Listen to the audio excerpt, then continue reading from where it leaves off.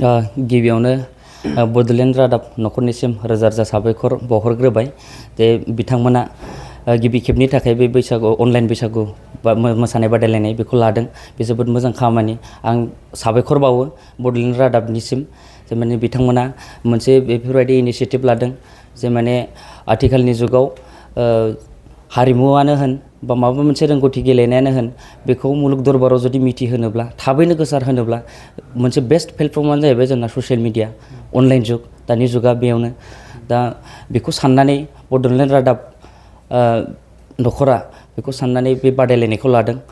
खोब गोजोननाय जों फोरमायो जोंनि हानजानि जानानै जे माने जों बेयाव बाहागो लानानै जोबोद गोजोननाय मोन्दों आरो देरहासार जानानैथ' आरो साबसिन गोजोननाय मोनबावदों दे बिथांमोना बेफोरबायदि खाबु होनायनि थाखाय आं फिन खेबसेबाव साबायखर बावबावो दे दा अनलाइनाव फैनाय लोगो लोगो जोंहा मोनसे फोसाबनायनि मोनसे जोंहा बिबान थाहैयो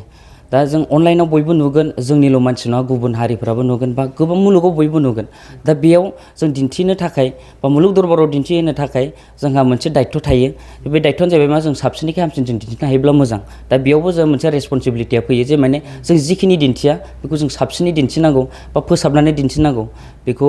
जों खाबु होनायनि थाखाय जोंनो खाबु होनायनि थाखाय आं बड'लेण्ड रादाबनिसिम रोजा रोजा साबायखर बावबाय जिहेतु नोंथांमोननि देरहासार हान्जानि मुङा मा आरो साबसिन मोसाखावरि आरो बादायारिफ्रा नोंथांमोननि बे हान्जायाव बाहागो लाया जोंनिया गंगोना हारिमु हान्जा जोंनियाव बादायगिरि माने जोंनि हान्जा हिसाबैथ' जोंनियाव दामनायजों मोसागिरिजों गासै 30नि खाथियाव दङ जिहेतु नोंथांमोना जिहेतु हारिमु सिबिनायनि बे फोथाराव खामानि मावगासिनो दं बबे समनिफ्राय नोंथांमोननि बे गंगोना हान्जाया हारिमु सिबिनाय हाबाफारिखौ मावबाय थायो गंगोना हान्जाया जिहेतु जोङो जोंनि फानबारियाव बुंनो थाङोब्ला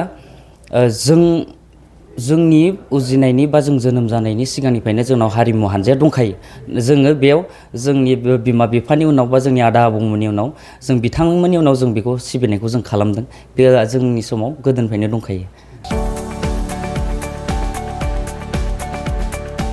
गुन गोनां गोजौ सोलोंथाइ लानो गोसो जानाय फरायसाफोरनि थाखाय मोनसे फोसावथाय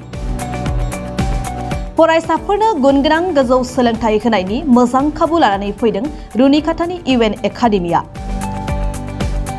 रुनिकाटानि इउएन एकाडेमियाव 2025-26 सोलोंथाइ बोसोरनि थाखाय गोदानै मुं थिसननाया सोलिगासिनो चिरां जिल्लानि रुनिकाटायाव थानाय इउएन एकाडेमिया देग्लायनिफ्राय एचएस फार्स्ट इयारनि सोलोंथाइ होनायखौ जागायबाय बे एकाडेमियाव आर्ट्स स्ट्रिमाव 11 थाखो एबा एचएस फार्स्ट इयारनि गोदानै मुं थिसननाया दासान्दि सोलिगासिनो दं रोंगौथि गोनां फोरोंगिरिनि फोरोंथाइ होनाय आरो सोलोंथाइनि गासै गोनां खाबुफोर थानाय बे एकाडेमियाव गुन गोनां सोलोंथाइ होनायजों लोगोसे हौवासा आरो हिन्जावसाफोरनि थानायनि थाखाय आलादा आलादायै साखोन सिखोनै हस्टेलनि खाबु दं गोसो गोनां फरायसाफोरा रुनिकाटानि इउएन एकाडेमियाव 11 थाखोनि थाखाय मुं थिसनोब्ला दानिफ्रायनो मुं थिसनलाय बिलाइखौ लानानै मुं थिसननो हासिगोन आरो बे एकाडेमियाव मुं थिसननायनि बागै आबुं बाथ्राखौ मिन्थिनोब्ला